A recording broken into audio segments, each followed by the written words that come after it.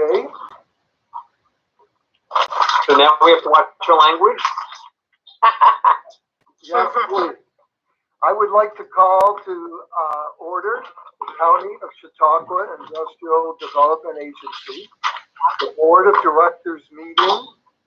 We are on Zoom conference, so we are in many different locations. April 28th, 2020, and it's a little after 10 a.m.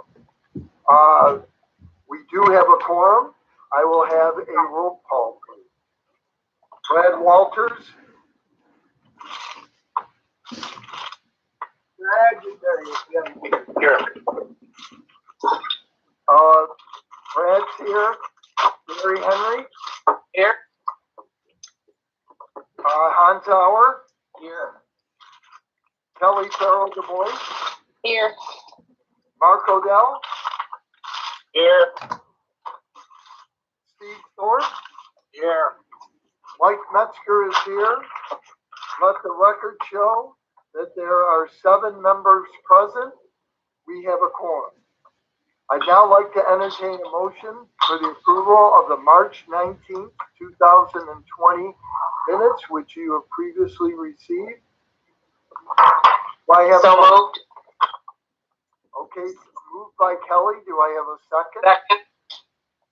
Okay, who was that? I'm sorry. Gary. Gary. Motion Yes. by Kelly, seconded by Gary.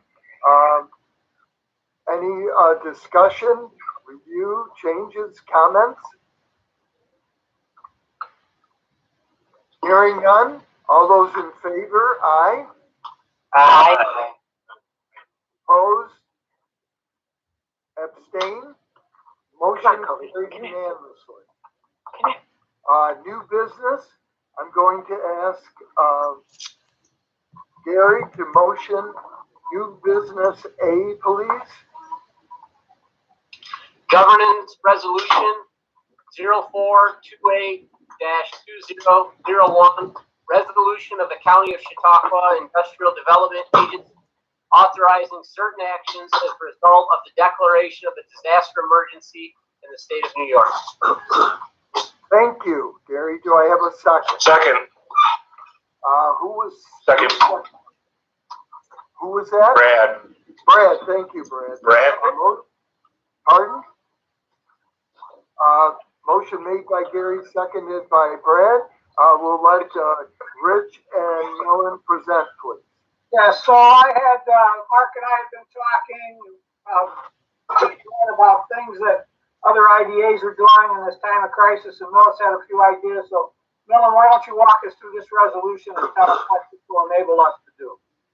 Sure. It's fairly straightforward.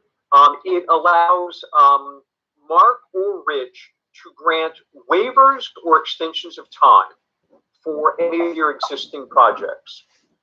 In particular, I'm thinking completion dates if a project has been stalled, or sales tax extension dates to the extent that someone needs more time.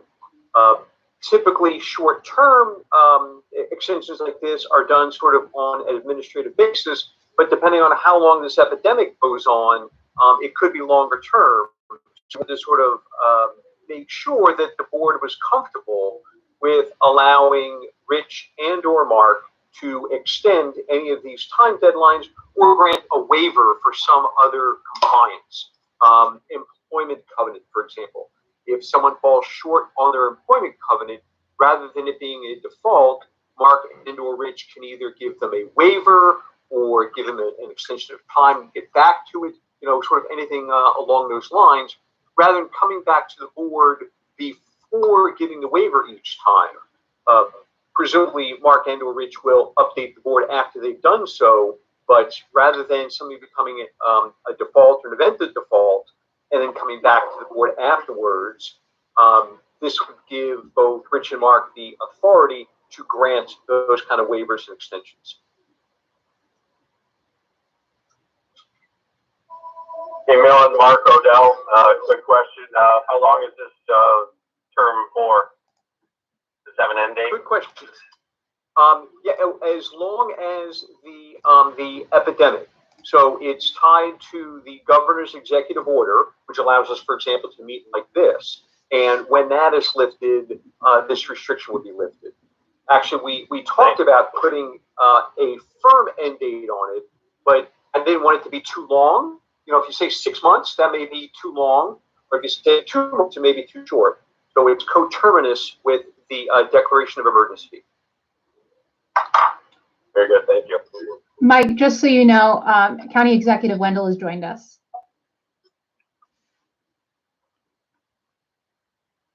Oh, Mike, you're muted. He sounds good, Rosie.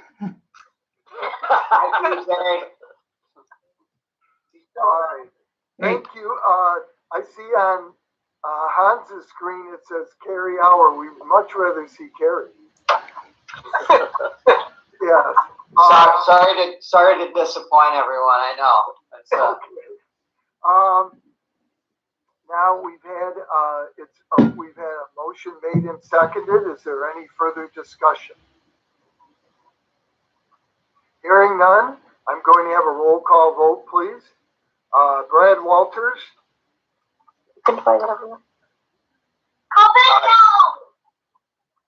Aye. Gary Henry. Aye. Ron Fowler. Aye. Kelly Farrow DuBois. Aye. Mark Odell. Aye. Stephen Thorpe. Aye. Mike Metzger votes aye. Let the record show that there are 7 votes in the affirmative. Motion carried unanimously. Now that we have our County Executive Wendell on, would you like to make a statement at this time? Yeah, certainly. Thank you, Mike. I apologize for being late. This is actually meeting number 3 today.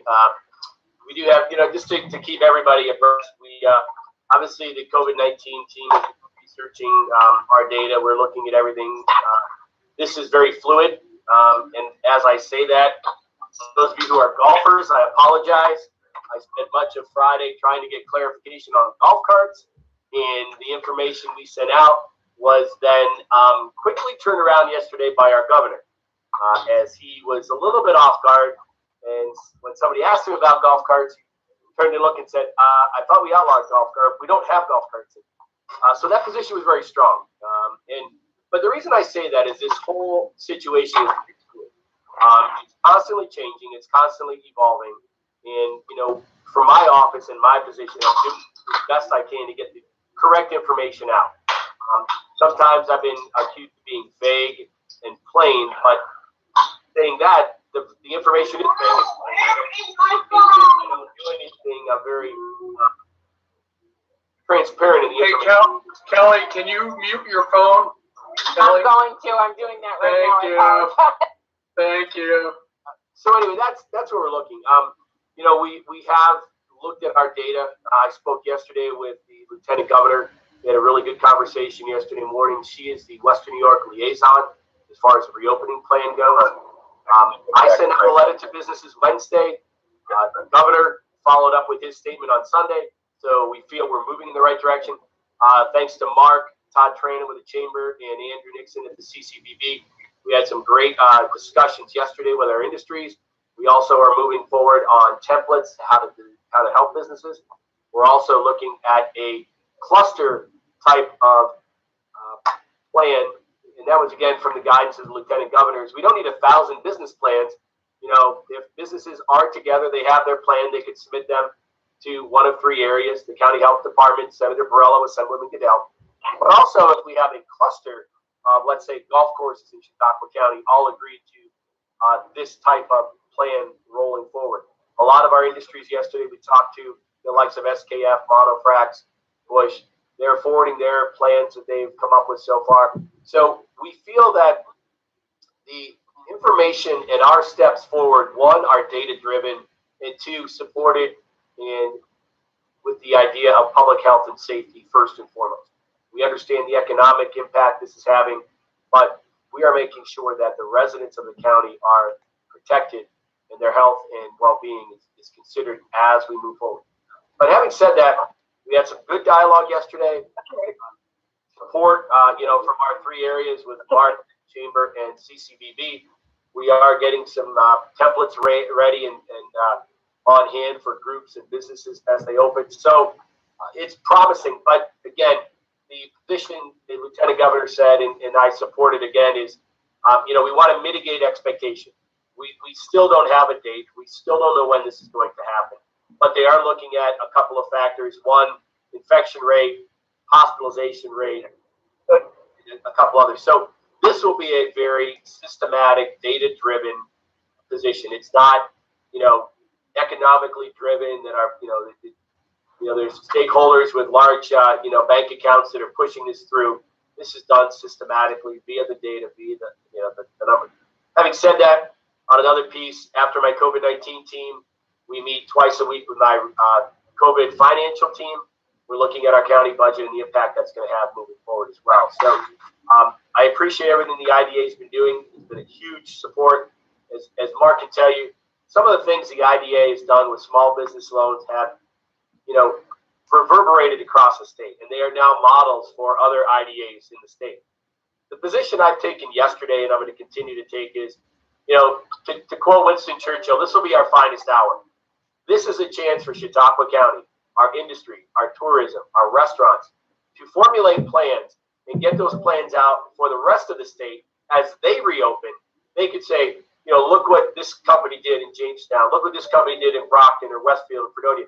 Looking at what Chautauqua County did to open, and now we can use them as a resource. Seeing as how we've used everybody else along the way, we haven't been hit hard. Our healthcare system has not been overburdened. Now we can take Chautauqua County and use that as a model for the rest of the state, which is something, has always been my goal, I guess you would say, as I took office. What can we do with our IDA and our businesses? How can we have ideas here that can be modeled throughout the state now as we begin this reopening plan?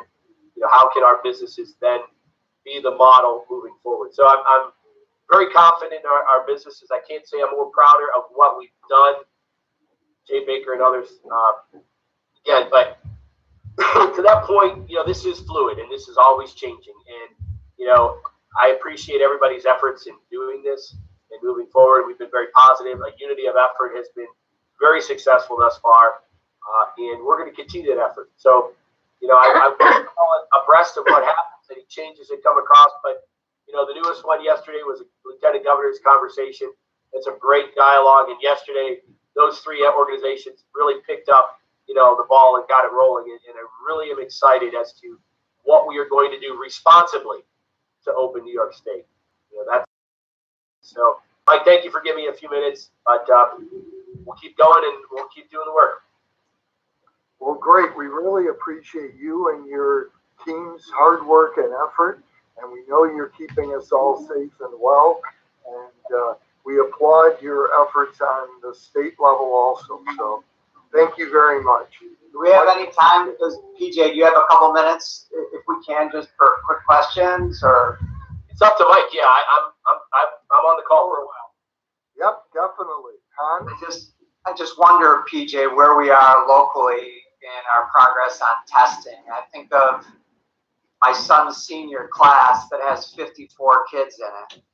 I just wonder how difficult it would be to test 300 kids at Maple Grove to get them back to school, as an example, or where are we with testing on the ground and accessibility to it? Well, like everything else, Hans, that's a very fluid question because we just got off the conference call, actually our team meeting, and we are looking at that. Some more supplies have come in. One source says we have supplies and not countywide. We're looking outside of the county. There's different things. So our testing is ramping up. We have changed our algorithm to who gets tested, so forth. For the example of coming in and testing a specific district to find out if they can open, that's not where we're looking right now. We're looking more, healthcare workers, our teachers. Kids, for most part, have not been the big target of this disease. It's been, surprisingly, 20-year-olds are very uncommon to see as testing positive. Now, for whatever reason, we don't know why. There's a lot of questions to this disease, and constantly is evolving. But you know, the group we're looking at right now are healthcare workers, frontline workers, police, fire, EMTs, and also teachers. Because as we start to open up, you know, the prevalence of kids passing this is very low. How can I say that? Well, it's a small, very small, minute study, but 2 of our cases in Chautauqua County were a husband and wife, and their 2 young children had been in the house the entire time, and neither one of them have tested positive. So I think when you're in a situation where mom and dad have both had it and both tested positive at different times, the chances of those kids coming into contact were pretty great. Chances of them contracting it were pretty high, and they both tested negative. Symptomatic, you know, they did start to get coughs and fevers, but both of them had tested negative. And the negative testing, if you look at it from like a scientific piece, well, if everybody was going to the same testing site, are we testing it the right way? But our negative, 755 to date, have been at various sites throughout the county. So it's not like our testing procedures are inaccurate or faulty. It's been several different areas, you know, from the Chautauqua Center in Dunkirk, Chautauqua Center in Jamestown, UPMC Chautauqua, and Brooks, doctors' offices themselves. So again, our testing is, you know, the negatives are, we're confident it's not a failure of testing, rather just negative testing. So we're ramping up our testing. Have you, PJ, you mentioned that 755 negatives to date. Is there data that you guys have put out on how many of those frontline workers or how many tests have been administered and what that data looks like? Or well, if we do have some people from Erie County that have been tested in Chautauqua County, so this number may be skewed a bit. But if we take our negatives and our positive tests, we're looking at 786 people that have been tested. Some have been, you know, frontline workers, police officers, law enforcement. Some have been healthcare workers. We do have some county residents that are positive tests that are healthcare workers in Erie County. So there's that caveat in the 1st Battalion, Dunkirk, Fredonia area where our numbers are higher because their contact with Erie County is a little bit more frequent. So, you know, the numbers we're looking at just a little under 800. Great, that's helpful. Thank you, PJ. Yep. And we're looking to ramp that up. We just got off. I guess the best thing is stay tuned. You'll hear information as the week progresses as to an effort in testing the deliveries. Thank you. Any other questions for our county executive? It's been very informative.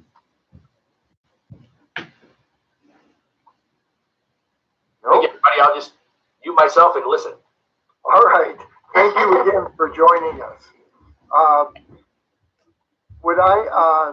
Hans, if you could please motion new business B.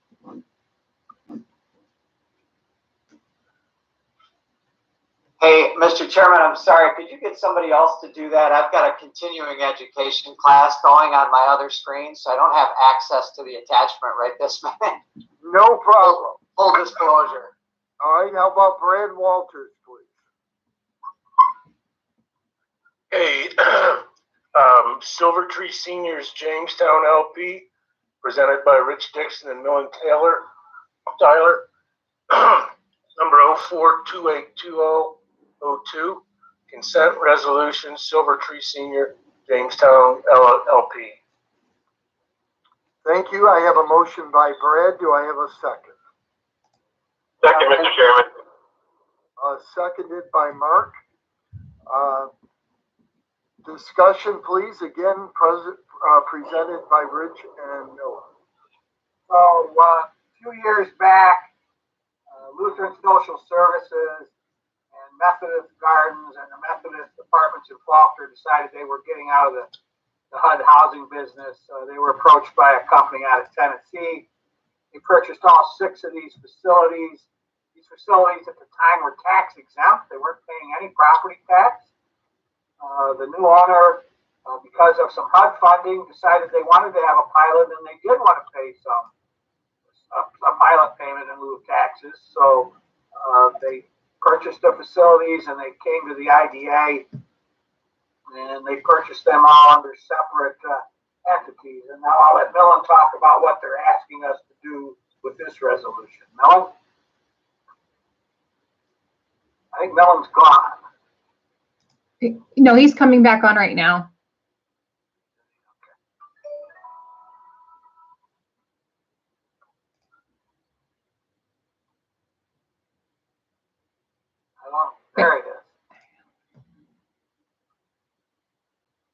went out and ran 3 miles, Mike. Millen, are you there? He's connecting. Okay. So, Melanie came back just in time. We're about to have you discuss the consent resolution for Silver Tree Seniors.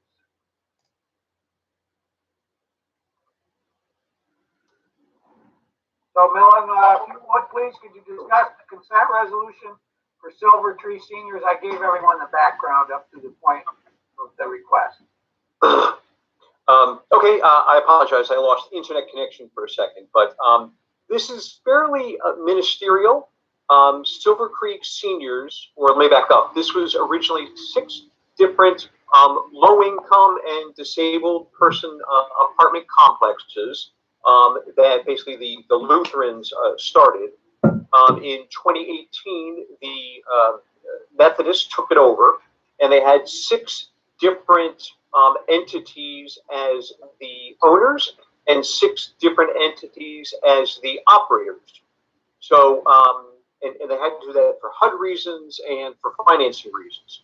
Now they want to roll them all into one operator and one fee owner. The ultimate ownership is going to stay exactly the same. So this really is sort of a ministerial, giving the IDA's consent to transfer the ownership from these 6 entities into one operator and one fee owner. So everything else stays exactly the same. The new entity assumes all the obligations. The guarantor is still the same. It's exactly the same structure, just different names. Okay. Questions for Rich and Millen? Hearing none, I will have a roll call vote, please. Brad Walters?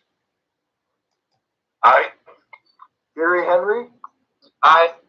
Hans Auer? Aye. Kelly Farrell Du Bois? Aye. Mark Odell? Aye. Stephen Thorpe? Aye. Mike Metzger votes aye. Let the record show that there are 7 votes in the affirmative. Motion carried unanimously.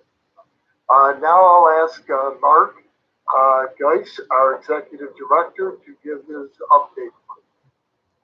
Yeah, so I'm gonna try to keep this 5 minutes or under, and so I'm gonna fly through this. So I really just wanted to give kind of a summary of what we've been doing. Obviously, we're adjusting to this new reality. You know, the staff is working almost primarily from their home offices, but they're individually rotating through the office to, you know, answer phones, check emails, print stuff, you know, do mailings, etc. But I assure you, we're all very busy, including myself. I guess I would categorize what we're doing into 6 categories. Number 1, guidance for businesses and dissemination of information is number 1. We've redesigned our website. We've done postings and links with you know, Chamber, CCBB, ESD, Department of Labor, SBDC, CDC, OSHA. The list goes on. We've also done a lot of social media where we're pushing out information as it comes to us. We've done a lot of mailings through email, direct mailings to our lists, and these are all having to do with the PPP, the stimulus, CARES Act, unemployment insurance, information that's being pushed out through the county, through the Department of HHS. And we've contacted each business individually. Each of our business development managers have reached out, asked the business, how you doing? You have any questions? Is there anything we can do to help? That's number 1. Number 2 is financial resources. So I've talked about the working capital loan program. We launched that program from the idea to actually launching it was 1 week. Within 5 weeks, we loaned out 25 loans.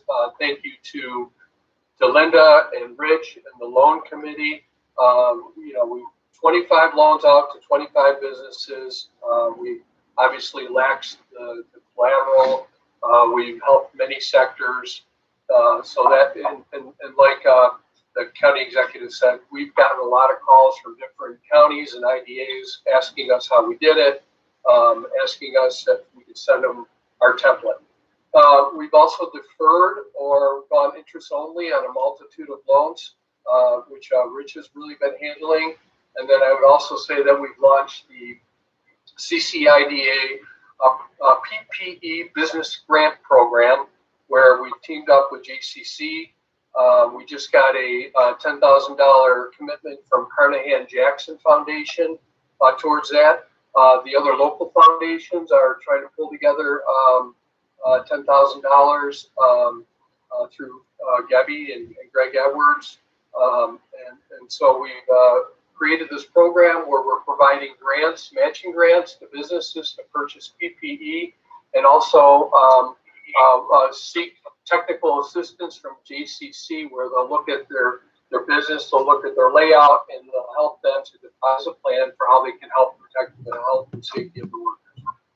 Number 3 is Chautauqua Strong Stories, kind of pushing out good information or good stories, feel-good stories about companies that have kind of pivoted to manufacture PPE. So Jamestown Plastics with a True Hero, Jamestown Container with a special packaging, Trinity Biotech making tubes now for the cotton swabs that go to the test kits, SKF, the Resource Center, connectors are working with each other. SKF just placed a huge order from the Resource Center for the fabric masks.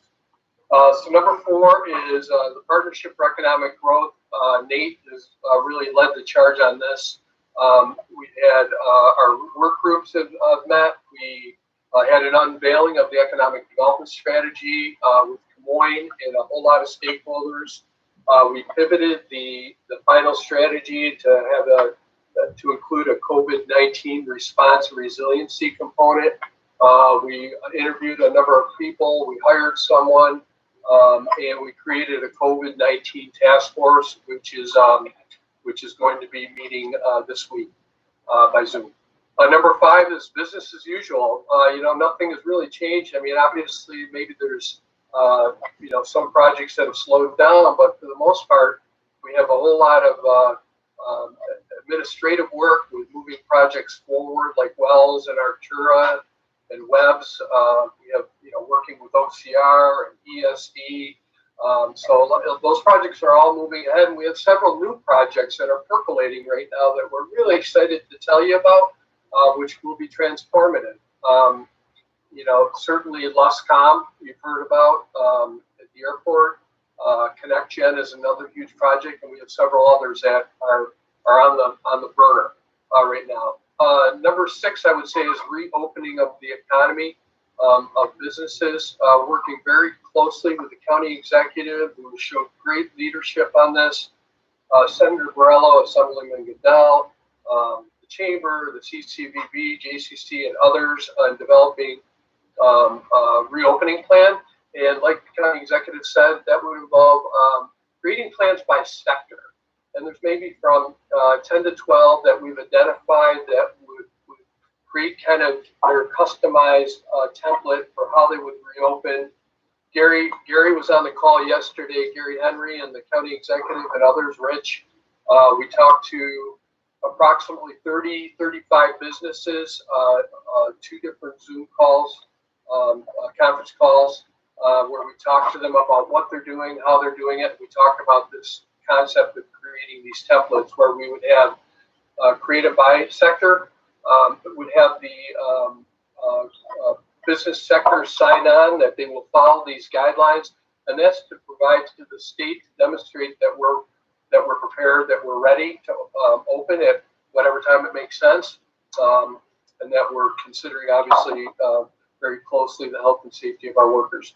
And we get calls every single day. Now, in the beginning, we were getting dozens of calls a day, but that has tapered down. So we've all been answering questions that have been coming into us from all different angles, but we've done the best we could to allay fears and pass on information. So that is a very quick summary. I will be sending all of you right at following this meeting a staff report. Each and every one of the staff has provided me kind of what they've been doing, and so that's all been boiled down into one report for you all to look at. Thank you very much. And if anyone has any questions, comments, concerns, please speak up.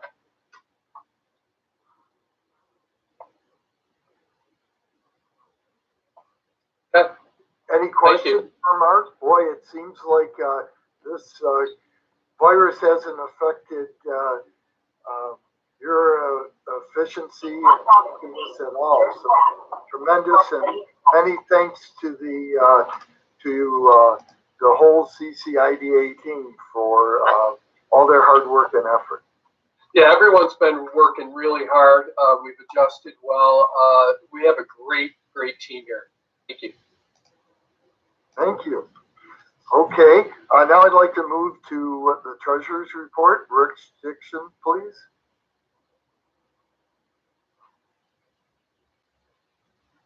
Richard, we're going to try and throw that up on the screen, I believe. I'm coming, Mike. Can everyone see that now? No. Okay, I'm going to try that one more time.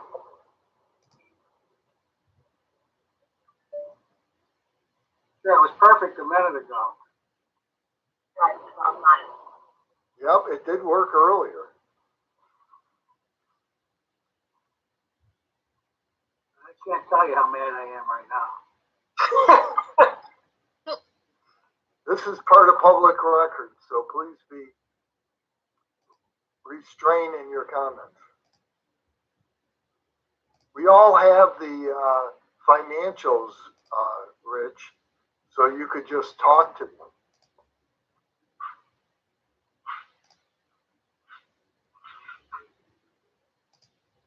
Oh, this works so nice, Mike. Just give me 30 more seconds, please. Okay.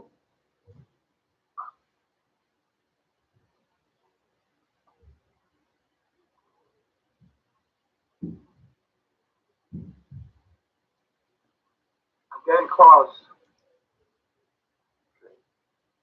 Well, I need to compliment Rosie for putting this all together. This is tremendous. Thank you. And you're welcome to Photoshop my face at any time. Okay, Rich, it's up. Yep. You can see it? Yes. All right, good. All right, so you have in front of you the balance sheet as of 3/31. Not a lot to point out here, except everyone is, we're weathering the storm with our cash flow, which is this time, as you don't have to talk to you business people, we know that cash is king right now. So everything on the balance sheet looks good. Moving to the statement of revenue and expense. We're looking at our funds, the IDA, pretty good shape at this point. We received all our county income. We received some fees. I would like to point out here that when we did our time studies for the first quarter of 2020, you can see we had a lot of time spent on Alltech.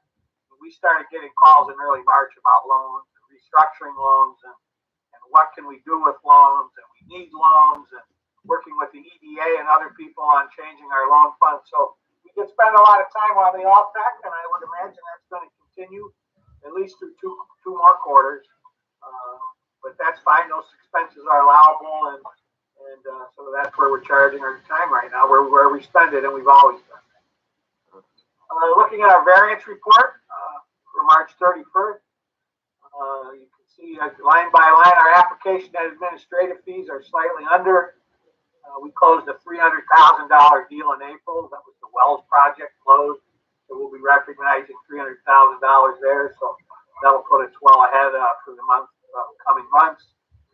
We've received our income from the county. We've received $26,000 more than we budgeted. As you know, we did this budget back in September, and we were awarded some additional money for some of Mark's programs that we've already expended that money down under professional fees. Our interest income is a little bit off as, we had $1.7 million, I believe, sitting there. Well, that interest income will catch up a little bit as we've closed the Weaver loan, which is over $1 million. So instead of sitting in the bank, that money is now out there earning us 4%. So hopefully that'll catch up. Just going down again, some small variances. The professional fees, as I discussed before, that was some of the money that we've contracted with the county. Some of that is timing. We've paid the audit fee in full, and we had some consultant fees we paid in full.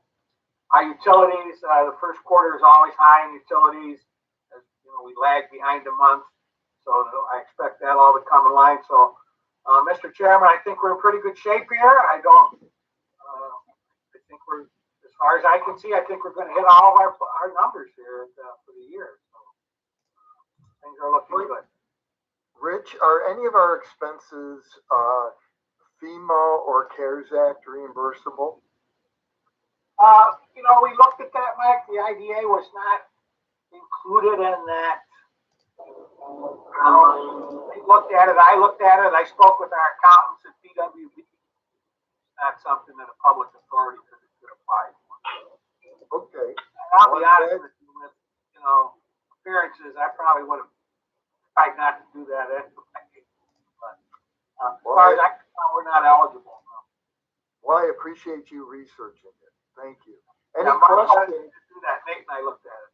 Yep. Any questions of Rich? Hearing none, I'll ask for a motion to approve the treasurer's report as presented. So moved by Hans. Second. You, Hans.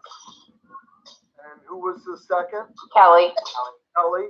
Motion by Hans, seconded by Kelly. Any further discussion?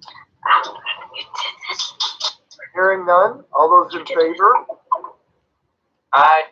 Aye. Aye. Aye. Opposed? Abstain? Motion carried unanimously. Rich or Mark, do we have reason to move to executive session? Financial disclosure on the loan funds is one, and acquisition of property, I believe. Mark has a few things to say. Okay, thank you. Do I have a motion to move to executive session, please?